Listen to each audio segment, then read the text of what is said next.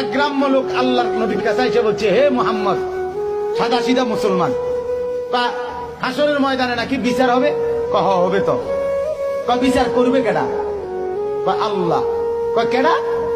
আল্লাহ। আল্লাহ? হ্যাঁ। এই যে ডাকি যে সবসময় উনি, উনি বিচার করবে।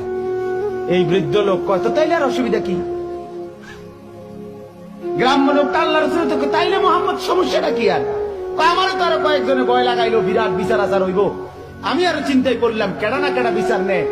এখন শুনছি যেহেতু আল্লাহ বিচার করে, উনারে তো আমি চিনি, আমি তো 5 ওয়াক্ত উনারেই চিনি, আমি রুকুতে উনাকেই চিনি, সেজদা করতে উনাকেই চিনি, আল্লাহু আকবার বলতে উনাকেই চিনি, আলহামদুলিল্লাহ পড়তে উনাকেই তো চিনি, সুবহান রাব্বিয়াল আযীম বলতে উনাকেই তো চিনি, সুবহান রাব্বিয়াল আলা বলে উনাকেই তো চিনি, প্রতিদিন সেজদা করে উনাকেই তো চিনি।